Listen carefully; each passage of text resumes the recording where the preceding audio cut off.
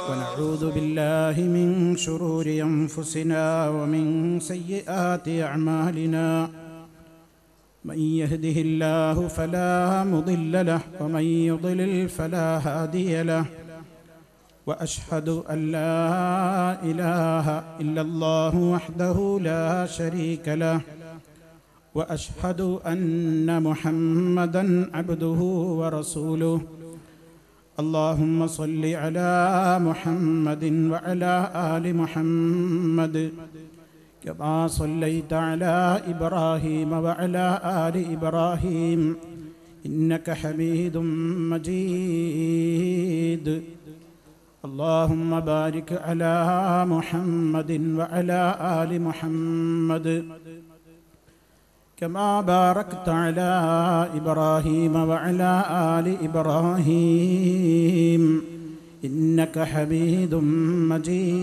مجيد يا أيها الذين آمنوا اتقوا الله حق تقاته ولا تموتن إلا وأنتم مسلمون أما بعد فإن خير الكلام كلام الله وخير الهدي هدي محمد صلى الله عليه وسلم وشر الأمور محدثاتها وكل محدثة بدعة وكل بدعة ضلالة أعوذ بالله من الشيطان الرجيم يا أيها الذين آمنوا أطيعوا الله ورسوله وأنتم تسمعون يا أيها الذين آمنوا أطيعوا الله ورسوله ولا تولوا عنه وأنتم تسمعون ولا تكونوا كالذين قالوا سمعنا وهم لا يسمعون إن شر الدواب عند الله الصم البكم إن شر الدواب عند الله الصم البكم الذين لا يعقلون كتاب الله لولا أن هدانا لما وضح السبيل ولا استقاما عرفتم حقه فرعيتموه وكنتم خير من حفظ الذمام بنعمة ربكم قمتم عليه وقام رسوله فيكم إماما وذلك وعده لا ريب فيه يبشر من يريد له الدوام وليس لغافل عنها نصيب من الحسنى وإن صلى وصاما അല്ലാഹുവിൻ്റെ മഹത്തായ തൗഫീഖ് കൊണ്ട് കോഴിക്കോട് കപ്പക്കൽ ബീച്ചിൽ സംഘടിപ്പിക്കപ്പെട്ടിട്ടുള്ള ഈ മഹത്തായ വിജ്ഞാനവേദിയിൽ വന്നു ചേർന്നിട്ടുള്ള എൻ്റെ പ്രിയപ്പെട്ട സഹപ്രവർത്തകന്മാരെ, നേതാക്കളെ, പണ്ഡിതന്മാരെ, ആദരണീയരായ എൻ്റെ ശ്രോതാക്കളെ, സഹോദരി സഹോദരന്മാരെ, സുഹൃത്തുക്കളെ, അല്ലാഹു സുബ്ഹാനഹു വ തആല നാം എല്ലാം ചെലവഴിച്ചു കൊണ്ടിരിക്കുന്ന നമ്മുടെ അമൂല്യമായ ഈ സമയം മരണാനന്തരം നമുക്ക് സന്തോഷിക്കുവാൻ നിമിത്തമായി മാറുന്ന ഒരു സാലിഹായ അമലായി ഖബൂൽ ചെയ്ത് നമ്മെ ഓരോരുത്തരെയും അവൻ ഇഷ്ടപ്പെടുന്ന മഹാന്മാരുടെ മഹദികളുടെ കൂട്ടത്തിൽ ഉൾപ്പെടുത്തി അനുഗ്രഹിക്കുമാറാകട്ടെ. സഹോദരങ്ങളെ, അല്ലാഹുവിൻ്റെ നിരവധി അനവധി അനുഗ്രഹങ്ങൾ എല്ലാ സമയങ്ങളിലും അനുഭവിച്ചും ആസ്വദിച്ചും കൊണ്ട് നാം എല്ലാം ഈ ഭൂമിയിൽ ജീവിച്ചു കൊണ്ടിരിക്കുകയാണ്.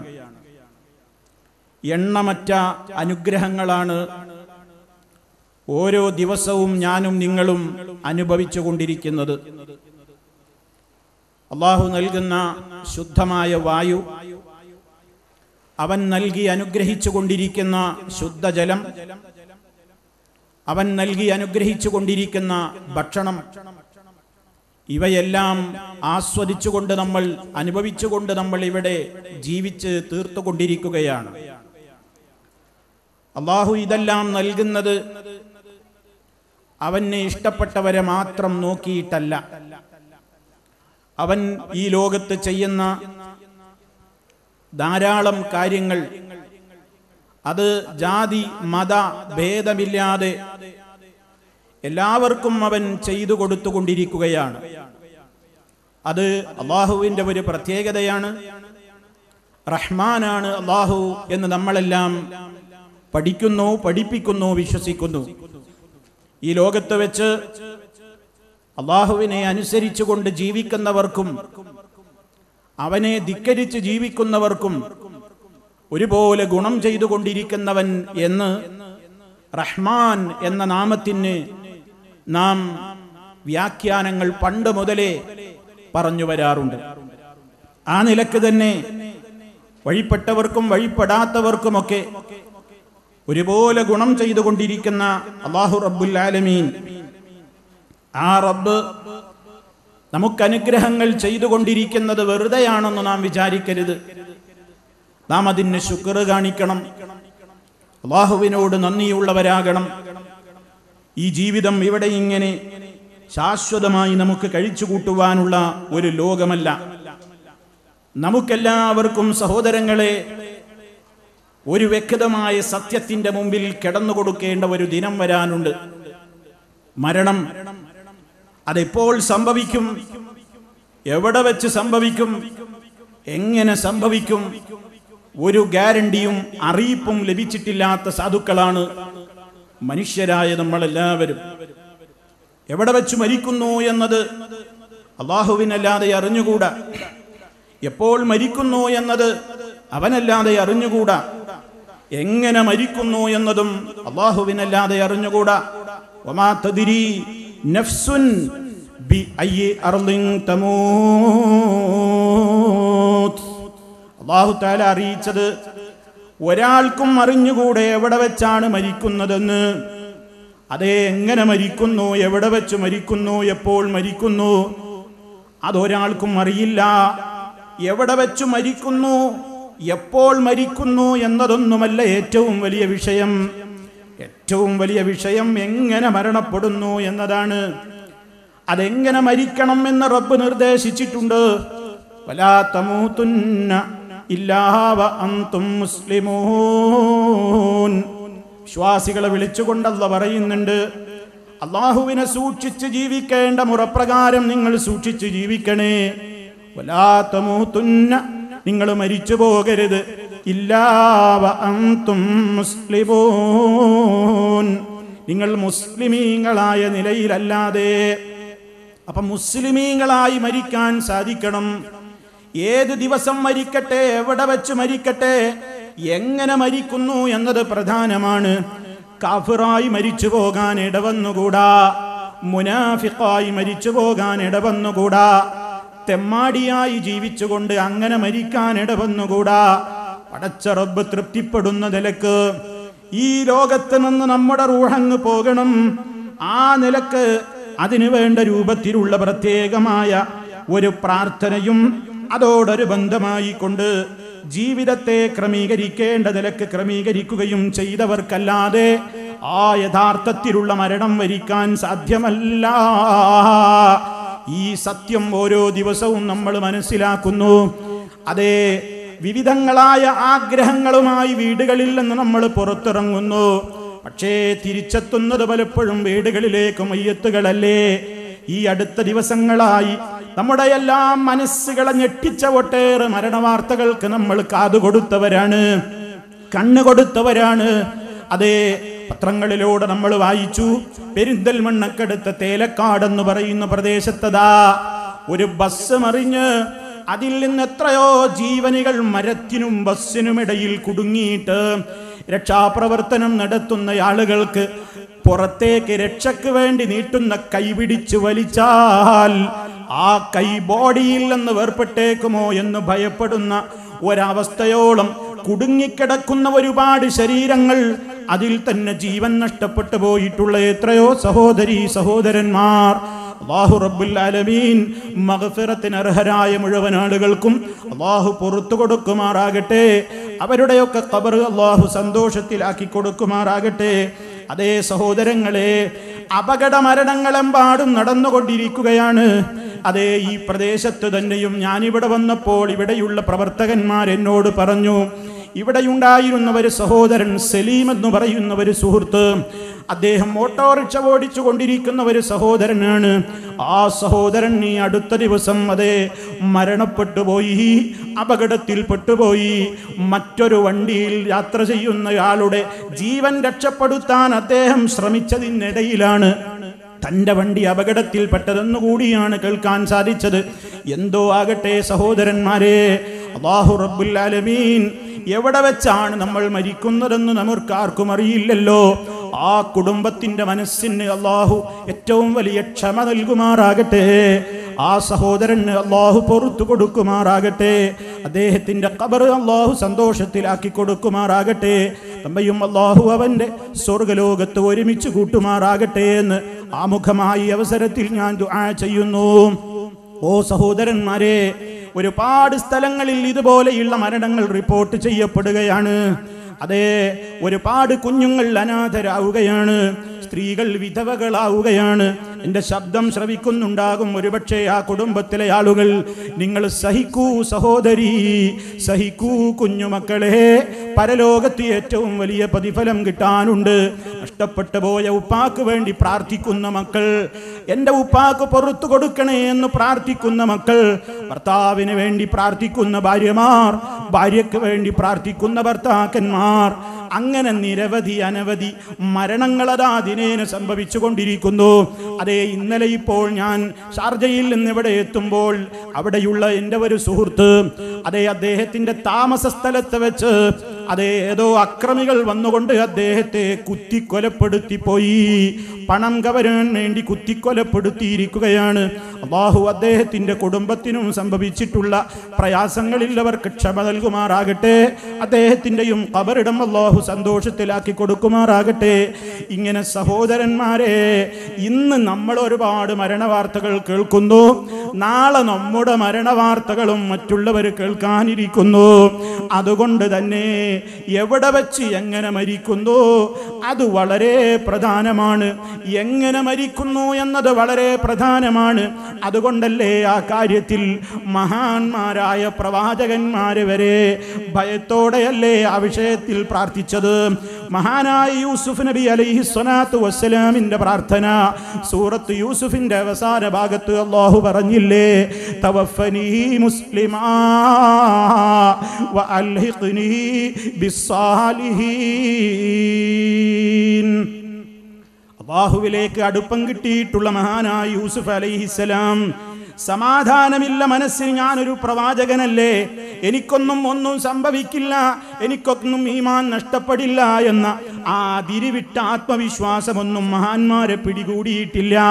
യൂസുഫ് നബി അലൈഹിസ്സലാത്തു വസ്സലാമിന് ധാരാളക്കണക്കിന് അനുഗ്രഹങ്ങൾ അല്ലാഹു റബ്ബുൽ ആലമീൻ വാരിക്കോരി കൊടുത്തിട്ടും മഹാനവറുകളുടെ പ്രാർത്ഥനയുടെ പ്രധാനപ്പെട്ട ഭാഗം എന്താണ്? തവഫനി മുസ്ലിമാ, നീ എന്നെ മുസ്ലിമായി മരിപ്പിക്കണേ അല്ലാഹ്, വഅൽഹിഖ്നി ബിസ്സാലിഹീൻ, നല്ലവരായ ആളുകളുടെ കൂട്ടത്തിൽ നീ എന്നെ ചേർക്കണേ. പരലോകത്ത് നല്ലവരുടെ കൂടെ കഴിയാൻ ശുഹദാഇന്റെ കൂടെ നമുക്ക് കഴിയണം, സിദ്ദീഖീങ്ങളുടെ കൂടെ നമുക്ക് കഴിയണം, അമ്പിയാക്കളുടെ കൂടെ നമുക്ക് കഴിയണം, ഔലിയാക്കളുടെ കൂടെ നമുക്ക് സ്വർഗം പങ്കിടാൻ സാധിക്കണം. അതിന് അല്ലാഹു തആല പറഞ്ഞ ഒരു മാർഗമുണ്ട്. വമൻ യുതിഇല്ലാഹ വറസൂല ഫഉലൈക മഅല്ലദീന അൻഅമല്ലാഹു അലൈഹിം മിനൻ നബിയ്യീന വസ്സിദ്ദീഖീന വശുഹദാഇ വസ്സാലിഹീൻ വഹസുന ഉലൈക റഫീഖാ. ആര് അല്ലാഹുവിനെയും റസൂലിനെയും അനുസരിച്ചുകൊണ്ട് ജീവിച്ചുവോ, അതാണ് അടിവരയിട്ട് മനസ്സിലാക്കേണ്ടത്. ആര് അല്ലാഹുവിൻ്റെയും അവൻ്റെ റസൂലിൻ്റെയും കൽപ്പനകളെ അനുസരിച്ചുകൊണ്ട് ജീവിച്ചുവോ അങ്ങനെയുള്ള ആളുകൾ അവർ നാളെ പരലോകത്ത് സ്വർഗത്തിൽ അമ്പിയാക്കളുടെ കൂടെയാണ്, സിദ്ദീഖീങ്ങളുടെ കൂടെയാണ്, ശുഹദാഇന്റെ കൂടെയാണ്, സാലിഹീങ്ങളുടെ കൂടെയാണ്. വഹസുന ഉലൈക റഫീഖാ,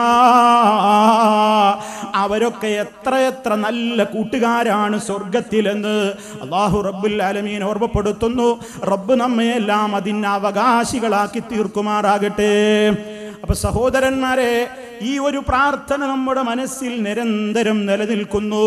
അല്ലാഹ് മുസ്ലിമായി ജീവിപ്പിക്കണേ, മുസ്ലിമായി തന്നെ മരിപ്പിക്കണേ, മുസ്ലിമായി തന്നെ മരിച്ച് നല്ലവരോടൊത്ത് പരലോകത്ത് എത്തിച്ചേരാൻ സാധ്യമാകണേ എന്ന് ഞാനും നിങ്ങളുമൊക്കെ നിരന്തരം പ്രാർത്ഥിക്കുന്നു. അതല്ലെങ്കിൽ പ്രാർത്ഥിച്ചു കൊണ്ടിരിക്കേണ്ടതാണ്. എന്നാൽ ആ പ്രാർത്ഥന കൊണ്ട് മാത്രം നമ്മുടെ ആഗ്രഹം നടക്കുമോ? ആ ഒരു കേവലം പ്രാർത്ഥന കൊണ്ട് മാത്രം നമുക്ക് ആ ആഗ്രഹം സാധ്യമാകുമോ? പ്രാർത്ഥിക്കുന്ന കാര്യത്തിന് വേണ്ടി വേണ്ടത് നമ്മൾ ചെയ്യണ്ടേ? റഹ്മാനായ റബ്ബിന്റെ കോടതിയിൽ പോയി നിന്നുകൊണ്ട് ജീവിതത്തിന്റെ ഓരോ സെക്കൻഡുകളെ സംബന്ധിച്ചുമുള്ള ചോദ്യങ്ങൾക്ക് മറുപടി കൊടുക്കാൻ ബാധ്യസ്ഥനാണ് ഞാനെന്ന ബോധത്തോടെ അല്ല പറഞ്ഞതുപോലെ ഞാൻ ജീവിച്ചേക്കണം. എൻ്റെ ഇഷ്ടപ്രകാരമല്ല ഭൂമിയിൽ ഞാൻ ജനിച്ചത്, എൻ്റെ ഇഷ്ടപ്രകാരമല്ല ഇനി ഇവിടെ നിന്ന് ഞാൻ മരിച്ചു പോകുന്നതും. എങ്കിൽ ആ ജീവിത മരണങ്ങൾക്കിടയിലുള്ള ഇടത്താവളമായ ദുന്യാവിലെ ജീവിതത്തിലും തന്നിഷ്ടം പ്രവർത്തിച്ചുകൂടാ. ആരാണോ എൻ്റെ ജന്മം തീരുമാനിച്ചത്, ആരാണോ എൻ്റെ മരണം തീരുമാനിച്ചത്, അവൻ്റെ തീരുമാനത്തെ വഴിപ്പെട്ടുകൊണ്ട് തന്നെയായിരിക്കണം ജനന മരണങ്ങൾക്കിടയിൽ ജീവിച്ചു തീർക്കേണ്ടുന്ന, ദുനിയാവിലും നാം ജീവിച്ചു തീർക്കേണ്ടതെന്ന ഉത്തരവാദിത്ത ബോധത്തോടുകൂടി മുന്നോട്ട് പോയാലല്ലാതെ നമുക്ക് രക്ഷയില്ല. ഏറ്റവും വലിയ രക്ഷ എന്ന് പറയുന്നത് നരകത്തിൽ നിന്നുള്ള മോചനം തന്നെ. അല്ലാഹ് അതല്ലേ പറഞ്ഞത്, കുല്ലു നഫ്സിൻ ദായിഖത്തുൽ മൗത്ത് وإنما توفون أجوركم يوم القيامة فمن زحزح عن النار وأدخل الجنة فقد فاز وما الحياة الدنيا إلا متاع الغرور. എല്ലാ ആത്മാവും മരണത്തെ രുചി നോക്കുക തന്നെ ചെയ്യും. നിങ്ങളുടെ പ്രതിഫലങ്ങൾ നിങ്ങൾക്ക് പൂർണ്ണമായി നൽകപ്പെടുന്നത് മരണാനന്തരം ഖിയാമത്ത് നാളിൽ വെച്ച് മാത്രമാണ്. ആര് നരകാഗ്നിയെ തൊട്ട് അകറ്റപ്പെടുകയും സ്വർഗത്തിൽ പ്രവേശിപ്പിക്കപ്പെടുകയും ചെയ്തുവോ ഫഖദ് ഫാസ്, തീർച്ചയായും അവനാണ് വിജയിച്ചിരിക്കുന്നതെന്ന് അല്ലാഹു തആല ഓർമ്മപ്പെടുത്തുന്നു. എങ്കിൽ അതിനുള്ള മാർഗമെന്താ? ആ നരകത്തിയിൽ നിന്ന് രക്ഷപ്പെടാൻ, സ്വർഗത്തിലെത്തിച്ചേരാനുള്ള മാർഗം എന്താണ്?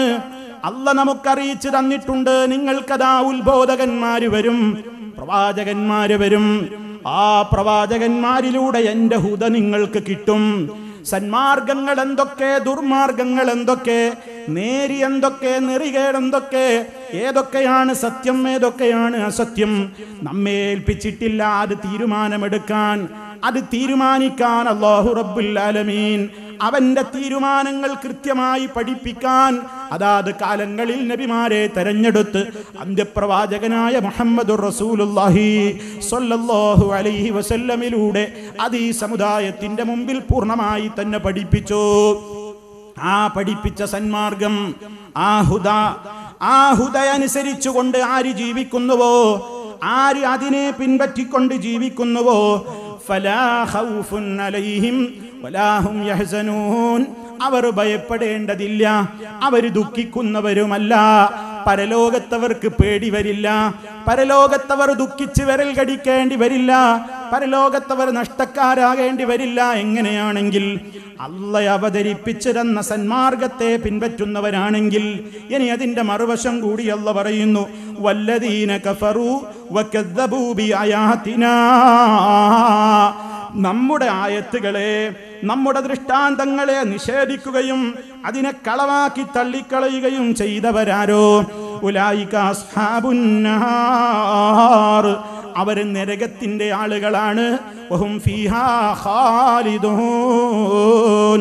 അവരതിൽ ശാശ്വതവാസികളാണ്. അല്ലാഹു നമ്മെ കാത്തുരക്ഷിക്കുമാറാകട്ടെ. അപ്പൊ സഹോദരന്മാരെ, ആ അല്ലാഹ് വിശേഷിപ്പിച്ചിട്ടുള്ള വിജയത്തിന്റെ നിദാനമായ ഹുദാ, ആ ഹുദായുടെ സന്ദേശങ്ങൾ അത് നമുക്ക് എവിടെ നിന്നാണ് കിട്ടിയത്?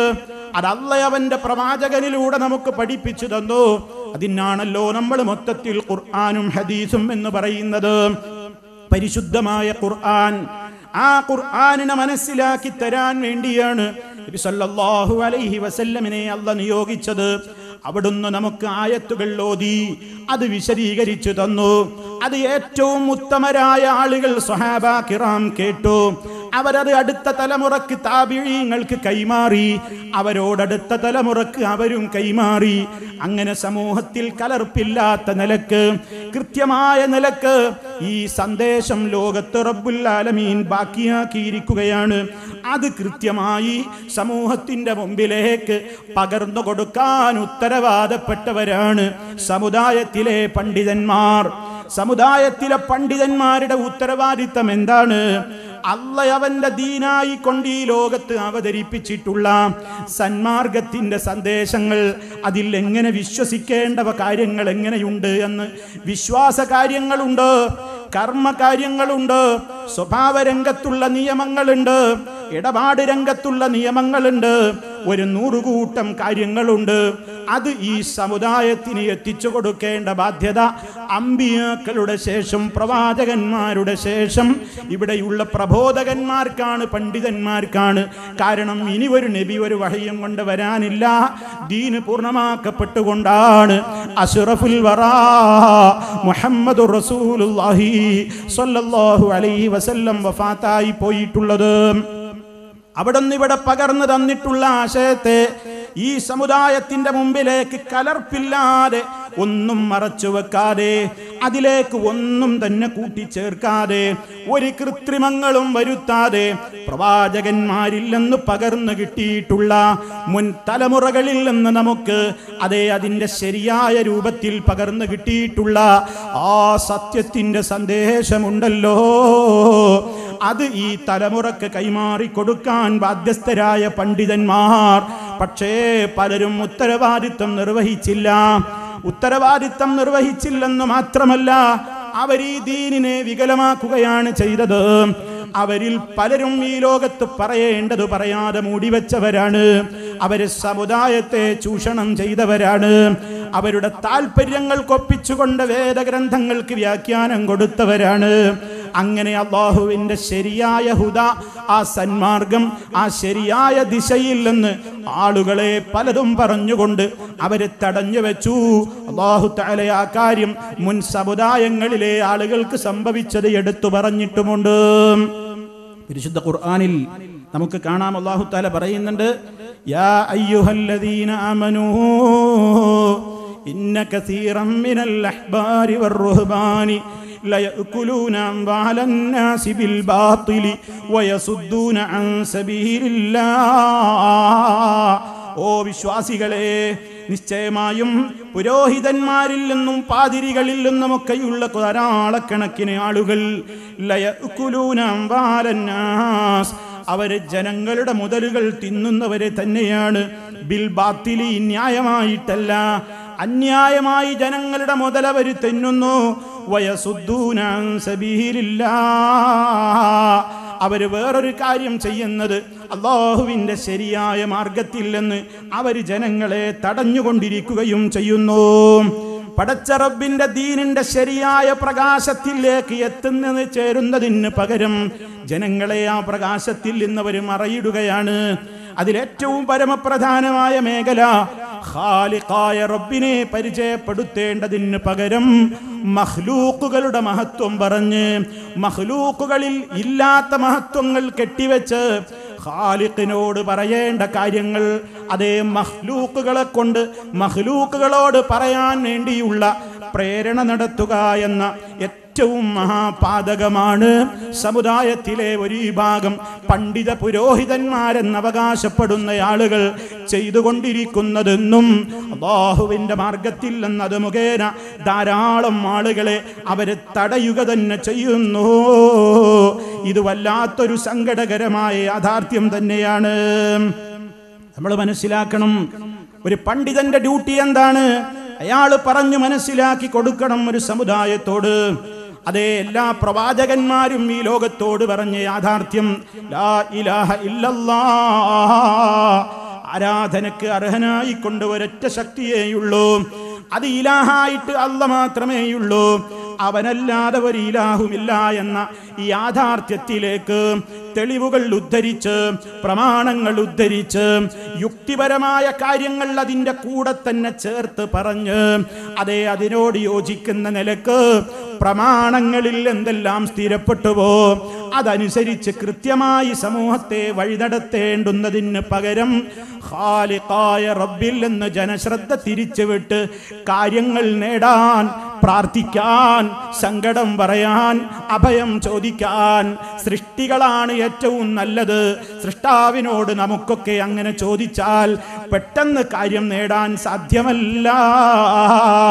അതുകൊണ്ട് എപ്പോഴും അവര് ഉദാഹരണങ്ങളും പറയാറുണ്ട്.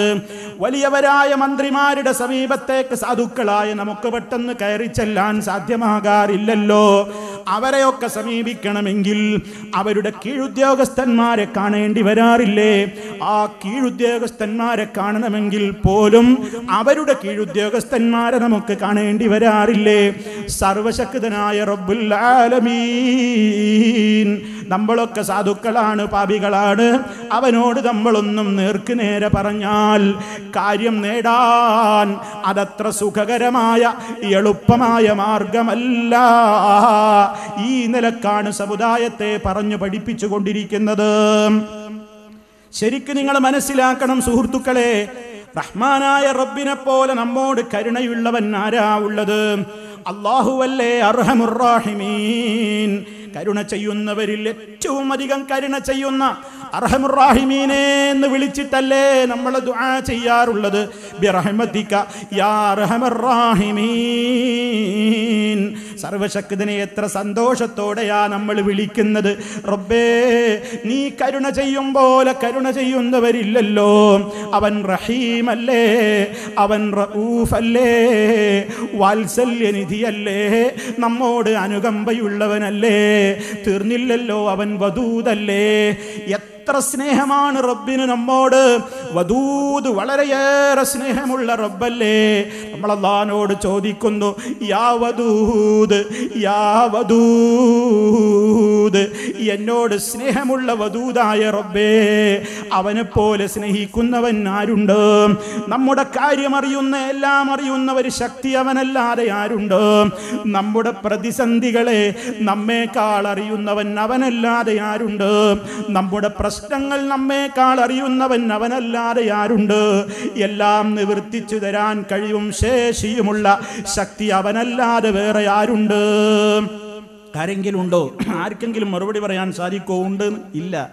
അത്രക്കും നമ്മോട് വാത്സല്യനിധിയായ റഹ്മാനായ റഹീമായ വദൂദായ, നമ്മോട് ഏറ്റവും അടുപ്പമുള്ള കരീബായ, നമ്മുടെ ചോദ്യങ്ങൾക്ക് ഉത്തരം തരുന്ന മുജീബായ, നമ്മോട് ഏറ്റവും കൂടുതൽ സ്നേഹമുള്ള വദൂദായ ഒരു കുഞ്ഞിനോട് അതിൻ്റെ ഉമ്മയ്ക്കുള്ളതിനേക്കാൾ സ്നേഹം കാണിക്കുന്ന റബ്ബ്, ആ റബ്ബദാ, ആ റബ്ബിനോട് ചോദിച്ചാൽ കിട്ടില്ലെന്നും അവനോട് ചോദിച്ചാൽ കിട്ടാൻ കുറച്ചു പ്രയാസമാണെന്നും, അതുകൊണ്ട് തന്നെ മഹാത്മാക്കളോട് ചോദിക്കലാണ് കാര്യം നേടാൻ ഏറ്റവും നല്ലതെന്ന് പലരും അതാ പച്ച മലയാളത്തിൽ എഴുതിവിട്ടുന്നു.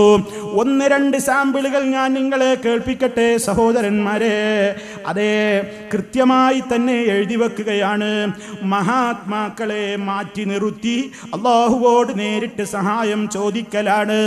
ചോദിക്കുന്നത് നേടാൻ ഏറ്റവും നല്ലത് എന്നതിന് യാതൊരു തെളിവുമില്ല. ഒരു മുസ്ലിയാർ എഴുതിവിട്ടതാണിത്. എൻ്റെ സഹോദരന്മാരെ മനസ്സിലാക്കണം, ഇതൊരാളെ ചീത്ത പറയാൻ വേണ്ടി പറയുന്നതല്ല. എൻ്റെ ശ്രോതാക്കളൊന്നും മനസ്സിൽ തട്ടിക്കൊണ്ട് ആലോചിക്ക്. നമുക്കൊരു കക്ഷി വഴക്കിൻ്റെ പ്രശ്നമല്ല, നമുക്കൊരു ഗ്രൂപ്പ് വഴക്കിൻ്റെ പ്രശ്നമല്ല. ഇത് എൻ്റെയും നിങ്ങളുടെയും അതേ അവസാന ശ്വാസം അങ്ങ് നിലച്ചു കഴിഞ്ഞാൽ പോയി കിടക്കേണ്ടുന്ന ഖബറില്ലേ, അവിടെ നമുക്ക് നേതാക്കളില്ലല്ലോ, പാർട്ടിക്കാരില്ലല്ലോ, അനുയായികളായിട്ടാരുമില്ലല്ലോ. നാം ചെയ്ത അമലല്ലാതെ കൂട്ടിന് മറ്റൊന്നുമില്ലാത്ത ആ ഖബറിൽ നമുക്ക് സമാധാനം കിട്ടാൻ വേണ്ടിയാണ്.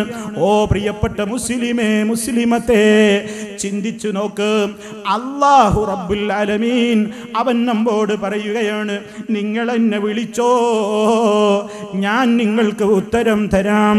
അതേ അവസരത്തിലതാ ഒരു ഫൈസി എഴുതുകയാണ്. പ്രിയമുള്ളവരെ, മഹാത്മാക്കളെ മാറ്റി നിർത്തി അല്ലാഹുവോട് നേരിട്ട് സഹായം ചോദിക്കലാണ്. ചോദിക്കുന്നത് നേടാൻ ഏറ്റവും നല്ലത് എന്നതിന് യാതൊരു തെളിവുമില്ല. മറിച്ച് ചോദിക്കുന്നത് നേടാൻ, എന്ന് ശ്രദ്ധിക്കണം വരി, മറിച്ച് ചോദിക്കുന്നത് നേടാൻ ഏറ്റവും നല്ലത് മഹാത്മാക്കളോട് ചോദിക്കലാണ്. അപ്പൊ കാര്യം നേടാൻ നല്ലത് എന്താണ്? മഹാത്മാക്കളോട് ചോദിക്കലാണെന്നാ പറയുന്നത്.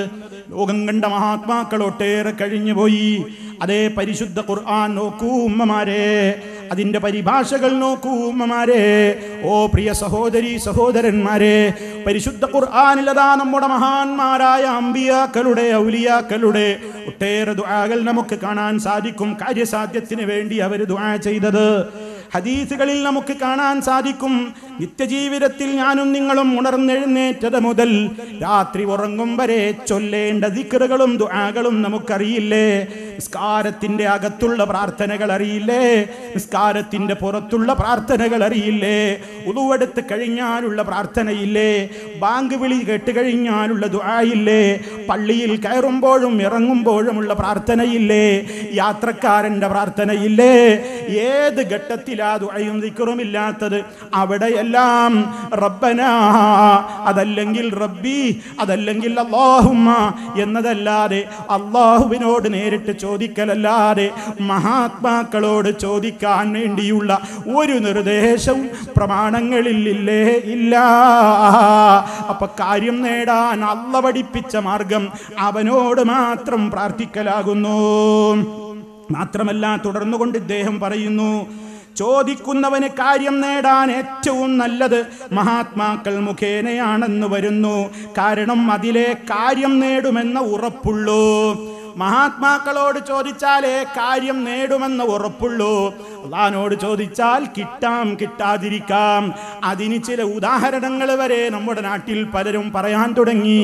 നമുക്കൊരു ദൂരസ്ഥലത്തേക്ക് യാത്ര ചെയ്യണമെങ്കിൽ അതിന് രണ്ട് മാർഗങ്ങളുണ്ട്. ഒന്നുകിൽ സർക്കാരിൻ്റെ KSRTC ബസ്സിൽ പോകാം, അപ്പോഴും ആ സ്ഥലത്തെത്തിയേക്കും.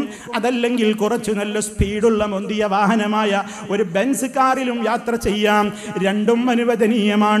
പക്ഷേ ഒന്ന് വളരെ പ്രയാസം സഹിച്ച് ബുദ്ധിമുട്ടി എത്തിയാലെത്തി, കട്ടപ്പുറത്തു നിന്നൊക്കെ രക്ഷപ്പെട്ട് നമ്മുടെ സർക്കാരിൻ്റെ വണ്ടി ഇങ്ങനെ എഴഞ്ഞു നീങ്ങി അതെത്തിയാൽ കാണാമെന്നതല്ലാതെ ബെൻസാണെങ്കിൽ അതെത്തും എന്നതിൽ അതേത്ര സ്പീഡിൽ കാര്യം നേടാൻ പറ്റും.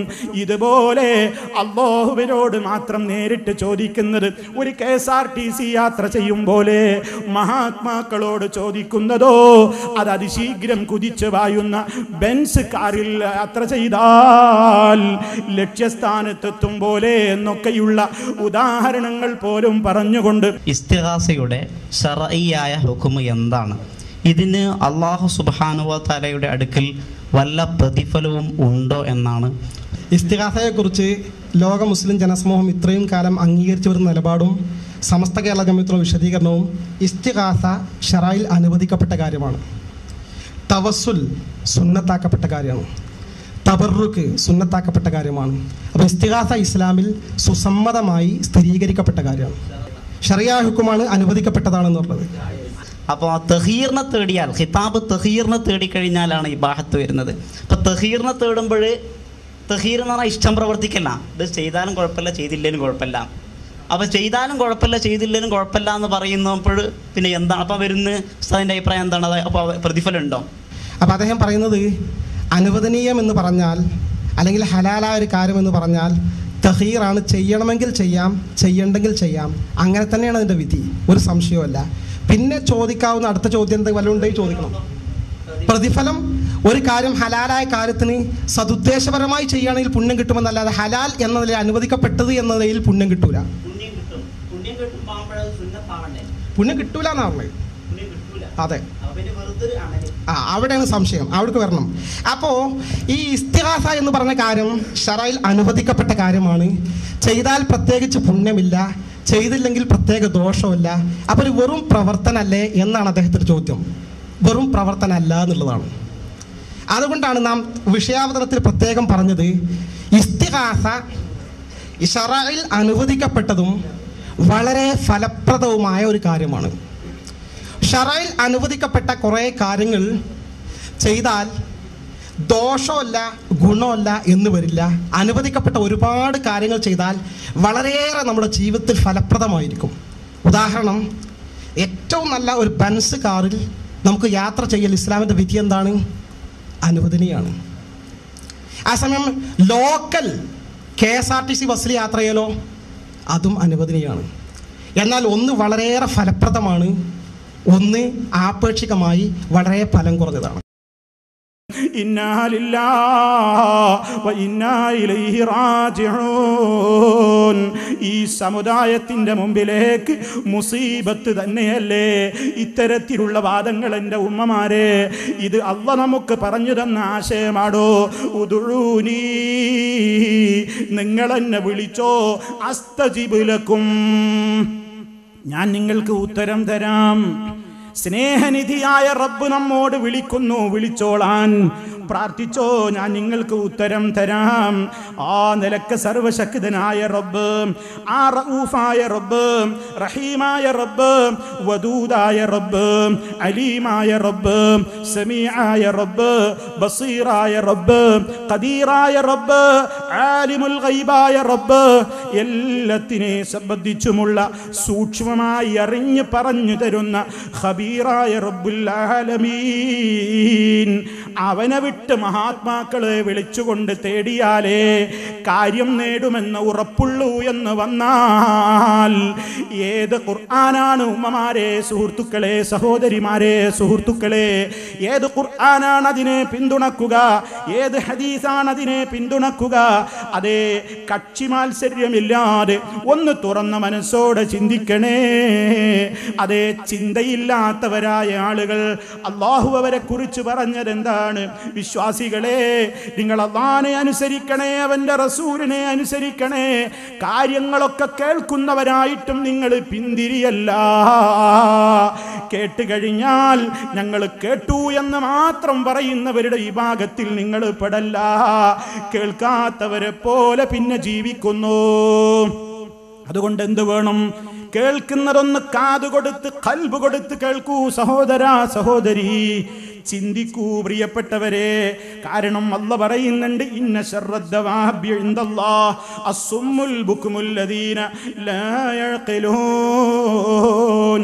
ചിന്തയില്ലാതെ ബുദ്ധി മരവിച്ച, അതേ, ഒന്നും കേൾക്കാനും പഠിക്കാനും മനസ്സിലാക്കാനും ചിന്തിക്കാനും ഒന്നും തയ്യാറില്ലാത്ത ആളുകളാണ് അതേ ജന്തുക്കളിൽ ഏറ്റവും നികൃഷ്ടമായ വിഭാഗമെന്ന് അല്ലാഹ് അവരെ കുറിച്ച് ആക്ഷേപിച്ച് പറയുമ്പോൾ അതിൽ പെട്ടുപോകാതെ കേൾക്കുകയും അനുസരിക്കുകയും ചിന്തിക്കുകയും ചെയ്യുന്ന മഹാന്മാരുടെ കൂട്ടത്തിൽ നമുക്ക് ഉൾപ്പെടണ്ടേ, മഹദികളുടെ കൂട്ടത്തിൽ ഉൾപ്പെടണ്ടേ. അങ്ങനെ ഇവിടെ ജീവിച്ച് മരിക്കണ്ടേ. എങ്കിൽ അല്ലാഹു തആല പറയുന്നത് എന്താണ്? ആ റബ്ബിൽ പങ്കു ചേർക്കരുത്, എന്നിൽ നിങ്ങൾ പങ്കു ചേർക്കരുത്. കാരണം ശിർക്ക് സംഭവിച്ചു കഴിഞ്ഞാൽ ഫഖദ് ഹറമല്ലാഹു അലൈഹിൽ ജന്ന, സ്വർഗം അവന് പിന്നെ ഹറാമാണ്. സ്വർഗത്തിൽ എത്താനേ സാധ്യമല്ല ശിർക്ക് ചെയ്തുകൊണ്ട് മരിച്ചു പോയാൽ. പിന്നെ കിട്ടാനുള്ള സങ്കേതം എന്ത്? അവനുള്ള സങ്കേതം നരകമാകുന്നു. അവൻ ആരാനാ പിന്നെ അല്ലാഹ് പറയുന്നത്? ശിർക്ക് ചെയ്യുന്നവനുള്ള പേരെന്താ?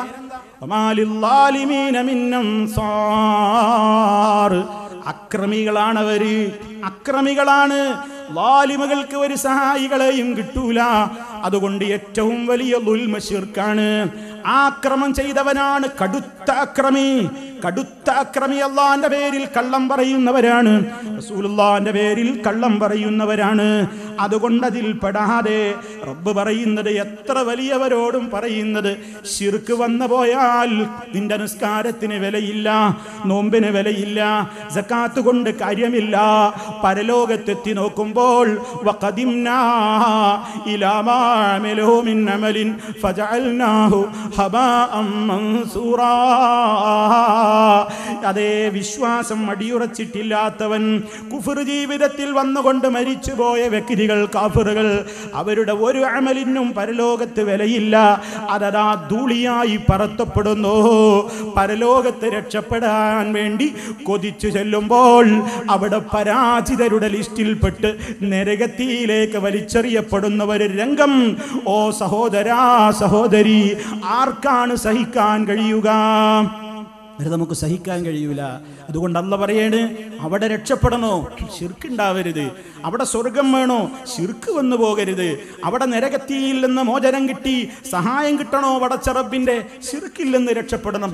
നിങ്ങൾ ചെയ്തുകൊണ്ടിരിക്കുന്ന അമലുകൾക്കൊക്കെ പരലോകത്ത് നല്ല പ്രതിഫലം ചെയ്ത് അല്ലാഹു അതിൻ്റെ ഏറ്റവും നല്ല പ്രതിഫലത്തോടെ നിങ്ങൾക്ക് തിരിച്ചു തരണോ, അതിനും നിങ്ങൾ ഈമാനുള്ളവരാകണം.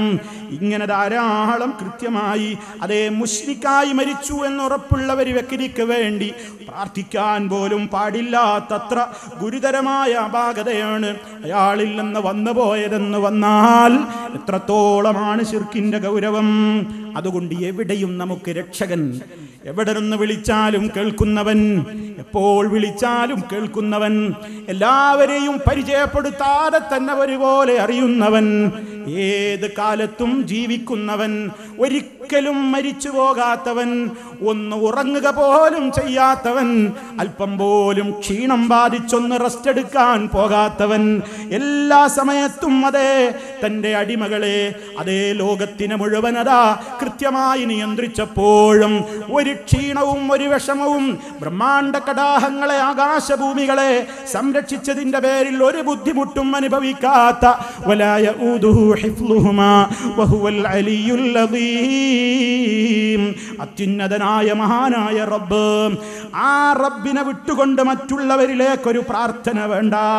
കടലിൽ വെച്ചാണെങ്കിലും കരയിൽ വെച്ചാണെങ്കിലും വാനലോകത്തുകൂടെ പറന്നുകൊണ്ടിരിക്കുകയാണെങ്കിലും അതേ വിളിക്കാനും രക്ഷ നൽകാനും രക്ഷകനായും നമുക്ക് ഹസ്ബുനല്ലാഹ്, നമുക്ക് അല്ലാഹ് മതി, വനിഅമൽ വകീൽ, എന്തും ഏൽപ്പിക്കാൻ അവനെ പോലെ ഏൽപ്പിക്കാൻ ഉത്തമനായ ആരുണ്ട്? ആരുമില്ല. റബ്ബല്ലാതെ നമുക്ക് തവക്കുലാക്കാൻ ആരുമില്ല. അതല്ലേ വീട്ടിൽ നിന്ന് ഇറങ്ങുമ്പോൾ നമ്മുടെ പ്രാർത്ഥന. വീട്ടിൽ നിന്ന് ഇറങ്ങുമ്പോൾ അപകട മരണങ്ങളും മറ്റു മരണങ്ങളുമൊക്കെ നമ്മൾ കേൾക്കുമ്പോൾ അതേ മുസ്ലിമേ, നമുക്കെന്താ ഒരു ധൈര്യം? എന്താ നമുക്കൊരു ധൈര്യം? വീട്ടിൽ നിന്ന് ഇറങ്ങുമ്പോൾ നമ്മൾ മറ്റു വല്ല കാര്യങ്ങളും പറഞ്ഞ് ദേഷ്യം പിടിച്ച് കുടുംബത്തോട് തമ്മിൽ തല്ലിയിട്ട് വർത്തമാനം പറഞ്ഞ് ദേഷ്യം പിടിച്ചിട്ടല്ല വീട്ടിൽ നിന്ന് ഇറങ്ങേണ്ടത്. വീട്ടിൽ നിന്ന് സമാധാനത്തോടെ ഇറങ്ങണം. അതേ ബിസ്മില്ലാ തവക്കൽതു അലല്ലാഹ് വലാ ഹൗല വലാ ഖുവത ഇല്ലാ ബില്ലാഹ്. അല്ലാഹുവേ, നിന്റെ നാമത്തിൽ ഞാനിതാ ഇറങ്ങുന്നു, നിന്നിൽ ഞാൻ എല്ലാം വരമേൽപ്പിക്കുന്നു. ഏതൊരു കാര്യത്തിനും ശക്തിയും പവറും നിന്നെ കൊണ്ടല്ലാതെ ഇല്ല. അല്ലാഹുവേ, നീ വിധിച്ചത് തടുക്കാൻ ഒരാളുമില്ല. അല്ലാഹുവേ, നീ തടഞ്ഞത് നൽകാനും ഒരാളുമില്ല. ഇതൊക്കെ നമ്മുടെ നിസ്കാര ശേഷമുള്ള പ്രാർത്ഥനകളിൽ നമ്മൾ പറയാറുള്ളതാണ്. നമ്മുടെ തവക്കുലിനെ നമ്മൾ അരക്കിട്ടുറപ്പിക്കാറുള്ളതാണ്. അതിനൊക്കെ ഇടയിൽ എന്തെങ്കിലും മുസീബത്ത് വന്നാലും സഹിക്കണേ, ക്ഷമിക്കണേ. ക്ഷമ വിട്ട വാക്കുകൾ ഒരാളും പറയരുത്. സഹികെട്ട വാക്കുകൾ എന്ത് മുസീബത്ത് വന്നാലും പറയരുത്. കാരണം നമ്മുടെ മനസ്സിനെ നമ്മൾ പഠിപ്പിക്കേണ്ട ആശയം എന്താണ്? മഹാനായ അഷ്റഫുൽ ഖൽഖ് സ്വല്ലല്ലാഹു അലൈഹി വസല്ലമിനോട് അല്ലാഹ് പറയാൻ പറഞ്ഞില്ലേ, ഖുൽ യുസീബനാ ഇല്ലാ മാ കതബല്ലാഹു ലനാ ഹുവ മൗലാനാ വഅലല്ലാഹി ഫൽയതവക്കലിൽ മുഅ്മിനൂൻ. എല്ലാവരും മനപ്പാടമാക്കി വെക്കേണ്ട ഒരു ആയത്താണ്. പ്രതിസന്ധികളിൽ പ്രയാസം വല്ലാതെ വരുമ്പോൾ പിടിച്ചു നിൽക്കാനുള്ള ദിക്റാണ്. ഖുർആൻ ഓതിയാ സമാധാനം കിട്ടും. ഇങ്ങനെയാണത്. വേറെ എന്തുകൊണ്ടും സമാധാനം കിട്ടൂല. എന്ത് പ്രശ്നം വരട്ടെ, ശാരീരികമാവാം, മാനസികമാവാം, സാമ്പത്തികമാവാം, കുടുംബപരമാവാം, ജോലി സംബന്ധമാകാം, ഏത് പ്രതിസന്ധികൾ എവിടെ വരട്ടെ, എന്ത് പ്രയാസങ്ങളും ഉണ്ടാകട്ടെ, മനസ്സിനെ പഠിപ്പിച്ചോളണം. ഖുൽ ലൻ യുസീബനാ, ഞങ്ങളെ ബാധിച്ചിട്ടില്ല, ഞങ്ങളെ ബാധിക്കുകയില്ല, ഇല്ലാ മാ കതബല്ലാഹു ലനാ, അല്ല നമുക്ക് എന്താണോ കണക്കാക്കിയതെങ്കിൽ അതല്ലാതെ വരൂല. ഹുവ മൗലാന, അവനാണ് നമ്മുടെ രക്ഷാധികാരി. അലല്ലാഹി ഫൽയതവക്കലിൽ മുഅ്മിനൂൻ, ഈമാനുള്ള മുഴുവൻ ആളുകളും അല്ലാഹുവിൽ കാര്യങ്ങൾ ഏൽപ്പിക്കട്ടെ. ഇതാ മുസ്ലിമിന്റെ ഏറ്റവും വലിയ ആദർശം. ഈ ആദർശത്തിൽ നിന്നാണ് ചില പണ്ഡിത പുരോഹിതന്മാര് ജനങ്ങളെ തടഞ്ഞുകൊണ്ട്, ഖാലിഖായ റബ്ബിൽ നിന്ന് ജനങ്ങളെ തടഞ്ഞുകൊണ്ട്, അതേ നമ്മുടെ പരലോകം നഷ്ടപ്പെടുത്തുന്ന നിലക്ക് മഖ്ലൂക്കുകളിലേക്ക് തിരിച്ചുവിടുന്നു. അതേ ഈ ലോകത്ത് ഇത് കൃത്യമായി പഠിപ്പിച്ച് ത്യാഗം സഹിച്ച് ബദറിൽ ഏറ്റുമുട്ടി, ഉഹദിൽ ഏറ്റുമുട്ടി, ഖന്തഖിൽ പ്രയാസം സഹിച്ചു, ഖൈബറിലും അതുപോലെ തന്നെ തബൂക്കിലുമൊക്കെ പ്രയാസം സഹിച്ച് അതേ പല നിലക്കും ബുദ്ധിമുട്ടി ഈ ലോകത്തിന്റെ മുമ്പിൽ അത് കൈമാറി തന്ന മഹാനായ മുഹമ്മദുർ റസൂലുള്ളാഹി സ്വല്ലല്ലാഹു അലൈഹി വസല്ലമിനോട് തന്നെ ഖാലിഖിനോട് ചോദിക്കേണ്ട കാര്യം മഖ്ലൂഖായ നബി സ്വല്ലല്ലാഹു അലൈഹി വസല്ലമിനോട് തന്നെ ചോദിപ്പിക്കുന്ന നിലക്കല്ലേ നമ്മുടെയൊക്കെ വീടുകളിലുള്ള മൗലിദ് കിതാബുകളിലെ വരികളിൽ കാണുന്നത്. ഇത് സഹോദരന്മാരെ ഒരാക്ഷേപമായി കണക്കിലെടുക്കാതെ ചിന്തിക്കൂ പ്രിയമുള്ളവരെ. പടച്ച റബ്ബിനോടല്ലേ പറയേണ്ടത്. അമ്പിയാക്കളെ നമ്മൾ സ്നേഹിക്കണ്ടേ, ആദരിക്കണ്ടേ, ബഹുമാനിക്കണ്ടേ? തീർച്ചയാണ്. അമ്പിയാക്കളെ അമ്പിയാക്കളെന്ന നിലക്ക് സ്നേഹിക്കണം, ബഹുമാനിക്കണം, ആദരിക്കണം. ഔലിയാക്കളെ ആ നിലക്ക് സ്നേഹിക്കണം, ബഹുമാനിക്കണം, ആദരിക്കണം. ഗുരുനാഥന്മാരെ ആ നിലക്ക് സ്നേഹിക്കണം, ബഹുമാനിക്കണം, ആദരിക്കണം. മാതാപിതാക്കളെ ആ നിലക്ക് സ്നേഹിക്കണം, ബഹുമാനിക്കണം, ആദരിക്കണം. തന്നിൽ മുതിർന്നവരെ സ്നേഹിക്കണം, ആദരിക്കണം, ബഹുമാനിക്കണം.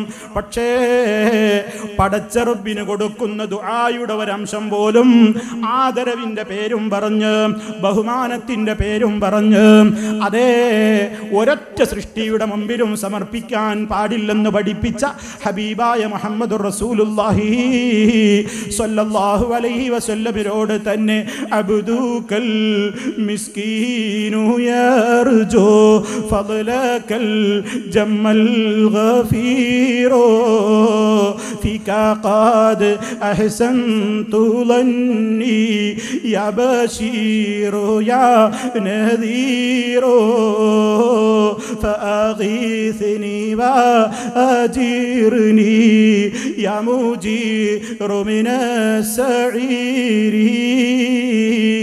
يا غياثي يا ملاذي في ملمات الأمور. ശറഫൽ അനാം എന്ന പേരിൽ നബി സല്ലല്ലാഹു അലൈഹി വസല്ലമിനെ മദ്ഹ് പറയുന്നു എന്ന നിലയ്ക്ക് എഴുതി വിട്ടിട്ടുള്ള മൗലിദ് കിതാബിൽ അല്ലാഹുവിന്റെ റസൂലിനോട് പറയുന്നു, അതേ പതിതനായ പാവപ്പെട്ടവനായ അങ്ങയുടെ അടിമ അങ്ങയുടെ എല്ലാ ഔദാര്യങ്ങളും പ്രതീക്ഷിക്കുകയാണ് നബിയേ.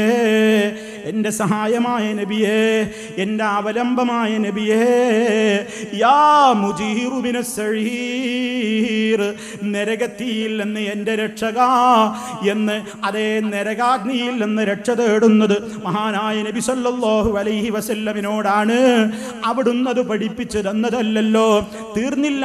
നബി സല്ലല്ലാഹു അലൈഹി വസല്ലമിനോട് മാത്രമല്ല, ബഗ്ദാദിൽ ജീവിച്ച് മരണപ്പെട്ടു പോയ ശൈഖ് ജീലാനി അവറുകളോടും പറയുന്നുണ്ട്. കുത്തുബിയത്ത് എന്ന പേരിൽ പല വീടുകളിലും കഴിച്ചു വരാറുള്ള ആ കൃതിയിലുള്ള വരി എന്താണ്? ശൈഖ് അവറുകളെ നേരിട്ട് വിളിച്ചുകൊണ്ട് പറയുന്നു, വനജ്ജിഹി മിൻ ലദാ ഫീഹാ മഹാലികുഹു സുൽത്താന കുല്ലി വലി മുഹിയദ്ദീനി. നരകാഗ്നിയിൽ നിന്ന് എന്നെ അങ്ങൊന്ന് രക്ഷപ്പെടുത്തണം. കത്തിയാളുന്ന നരകത്തിയിൽ നിന്ന് എന്നെ അങ്ങ് രക്ഷപ്പെടുത്തണേ ശൈഖേ എന്ന് മഹാനായ ശൈഖ് ജീലാനി റഹ്മത്തുള്ളാഹി അലൈഹിയോട് ചോദിക്കുകയാണ്. ഓ പ്രിയമുള്ളവരെ, ഇതൊക്കെ പറയുമ്പോ കണ്ടില്ലേ, നബി സല്ലല്ലാഹു അലൈഹി വസല്ലമിനെ കുറ്റം പറയുകയാണ്. ശൈഖ് മുഹയ്യിദ്ദീൻ അബ്ദുൽ ഖാദിർ ജീലാനിയെ കുറ്റം പറയുകയാണ്. ഇല്ല, അവരെ ആരും കുറ്റം പറയുന്നില്ല. പക്ഷേ അവരൊക്കെ സമൂഹത്തോട് പഠിപ്പിച്ചത് ഇദാ സഅൽത ഫസ്അലില്ലാ വഇദസ്തഅൻത ഫസ്തഇൻ ബില്ലാ. നീ ചോദിക്കുകയാണെങ്കിൽ അല്ലാഹുവിനോട് ചോദിക്കണേ, നീ സഹായം അഭ്യർത്ഥിക്കുകയാണെങ്കിൽ നീ അല്ലാഹുവിനോട് സഹായം തേടണേ. നബി സല്ലല്ലാഹു അലൈഹി വസല്ലം സ്വഹാബത്തിന് കൈമാറി ലോകാവസാനം വരെ കൈമാറ്റം ചെയ്യപ്പെടുന്ന പ്രമാണത്തിലുള്ള ആദർശം അതാണ്. അതിലേക്കാ സുഹൃത്തുക്കളെ വരേണ്ടത്. അതേ അവസരത്തിൽ കുത്തുബിയത്തിലെ വാക്യങ്ങൾ അങ്ങനെ അല്ല പറഞ്ഞതാണോ, അള്ളാന്റെ പിന്തുണയുള്ളതാണോ, റസൂല് പഠിപ്പിച്ചതാണോ? കുത്തുബിയത്ത് എന്ന് പറയുന്ന ആ കൃതി രചിച്ചുണ്ടാക്കുവാൻ അതിൻ്റെ കർത്താവെന്ന് പറയപ്പെടുന്ന അതേ കായൽ പട്ടണത്തുകാരനായ സദഖത്തുല്ലാഹിൽ കാഹിലി എന്ന് പറയുന്ന ആള് തന്നെ കാരണം പറഞ്ഞത്, ഇതെനിക്ക് എവിടെ നിന്നാ ഉണ്ടാക്കാൻ പ്രചോദനം? ഞാനിങ്ങനെ ശൈഖ് ജീലാനിയുടെ ഖബർ മഖ്ബറ ബഗ്ദാദിൽ പോയി സന്ദർശിക്കാൻ വേണ്ടി പലപ്പോഴും ആഗ്രഹിക്കാറുള്ളയാളാണ്. പലപ്പോഴും എനിക്കതിന് സാധിക്കാറില്ല. അങ്ങനെയുണ്ടൊരിക്കൽ ശൈഖ് ജീലാനി കിനാവിൽ വന്നുകൊണ്ട്, സ്വപ്നത്തിൽ വന്നുകൊണ്ട് എന്നോട് ചോദിക്കുന്നു, ഓ സദഖത്തുല്ലാ, എൻ്റെ ഉപ്പാപ്പയുടെ മദ്ഹുകൾ മാത്രമേ നിങ്ങൾ പറയൂ, നബിതങ്ങളെ കുറിച്ച് മാത്രമേ നിങ്ങൾ എഴുതൂ, എന്നെ മറന്നു പോയോ എന്ന് ജീലാനി സ്വപ്നത്തിൽ വന്നുകൊണ്ട് സദഖത്തുള്ളയോട് ചോദിച്ചപ്പോഴാണ് സദഖത്തുള്ള ഈ കൃതി എഴുതി ഉണ്ടാക്കാൻ കാരണമെന്ന് പറയുമ്പോ ഇങ്ങനെ സ്വപ്നത്തിൽ വന്ന് അതേ ആരും എന്തൊക്കെയോ പറയുമ്പോ അതിൻ്റെ അടിസ്ഥാനത്തിൽ ഇസ്ലാമിൽ ഒരു പ്രമാണത്തിനോടും യോജിക്കാത്ത അതിൻ്റെ ആശയങ്ങളുടെ കടക്കൽ കത്തിവെക്കുന്ന വരികളാരെങ്കിലും എഴുതിവിട്ടാൽ അത് അംഗീകരിക്കാൻ മുസ്ലിമേ നമുക്ക് ബാധ്യതയുണ്ടോ? ഒരു 100 വട്ടം നമ്മൾ ചിന്തിക്കണം, നമ്മൾ ആലോചിക്കണം. അതുപോലെ തന്നെ വേറെ എന്താ ചോദിച്ചത്? അതേത് പ്രയാസങ്ങളും ബുദ്ധിമുട്ടുകളും വരുമ്പോ എനിക്ക് രക്ഷ തേടാൻ അങ്ങയാണുള്ളത്. എനിക്ക് താങ്കളല്ലാതെ ബുദ്ധിമുട്ടും മുസീബത്തും വരുമ്പോ രക്ഷ ചോദിക്കാൻ ഒരാളുമില്ല. അല്ല എന്താ സുഹൃത്തെ പറഞ്ഞത്? പരീക്ഷണങ്ങൾ കൂടെ പിറപ്പല്ലേ നമ്മുടെ. ആരുടെ ജീവിതത്തിലാ സുഖങ്ങൾ മാത്രമുള്ളത്? ദുഃഖങ്ങൾ കയറി വരാത്ത ജീവിതമുണ്ടോ? ജീവിതമായിട്ട് അതെല്ലാവർക്കും പല നിലക്കല്ലേ സംഭവിക്കുക. വലനബലുവന്നകും ബിശൈഇൻ മിനൽ ഖൗഫി വൽ ജൂഇ വനഖ്സിൻ മിനൽ അംവാലി വൽ അൻഫുസി വസ്സമറാത്ത് വബശ്ശിരിസ് സാബിരീൻ.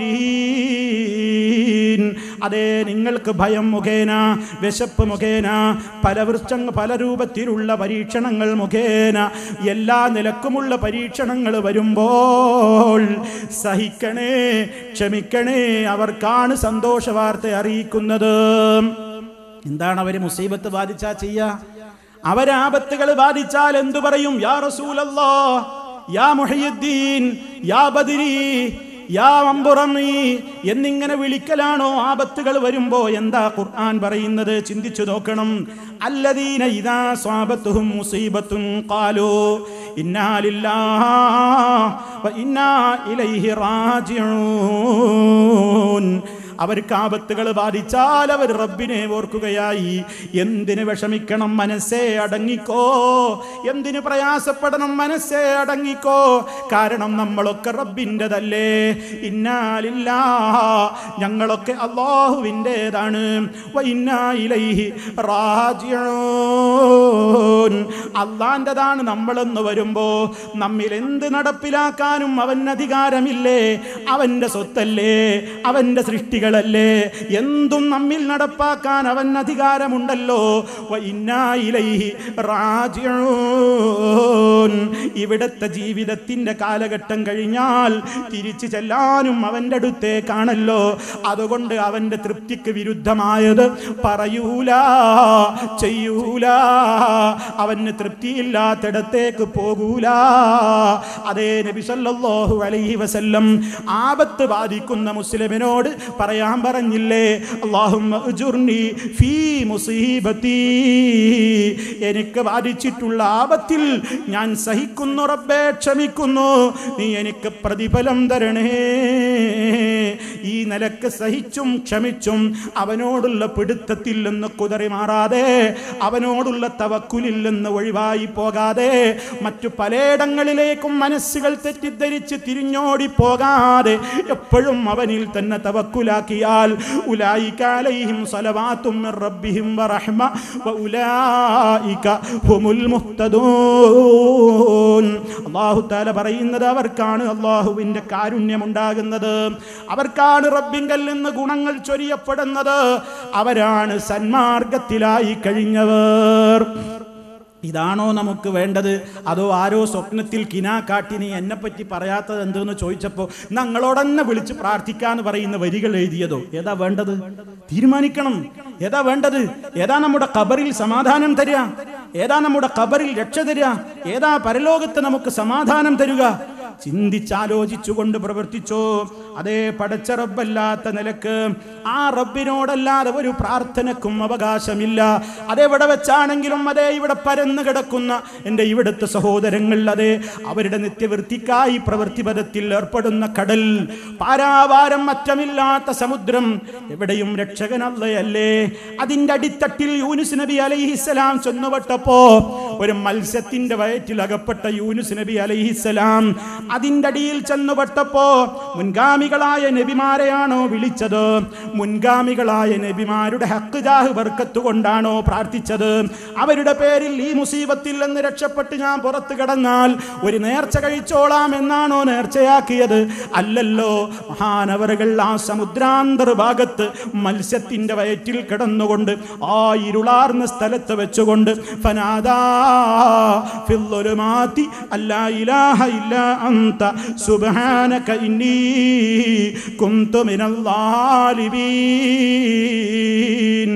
ആ ഇരുളാർന്ന സ്ഥലത്ത് വെച്ചുകൊണ്ട് മഹാനവറുകൾ അല്ലാഹുവേ നീ അല്ലാതെ ഒരു ഇലാഹുമില്ല എന്നല്ലാഹുവിനെ പുകഴ്ത്തി, പടച്ച റബ്ബിനെ അങ്ങ് വാഴ്ത്തി, തൻ്റെതായ ആ മനസ്സിന്റെ പ്രയാസം പങ്കുവെച്ചു. അല്ലാഹു ഉടനെ ഉത്തരം കൊടുത്തു.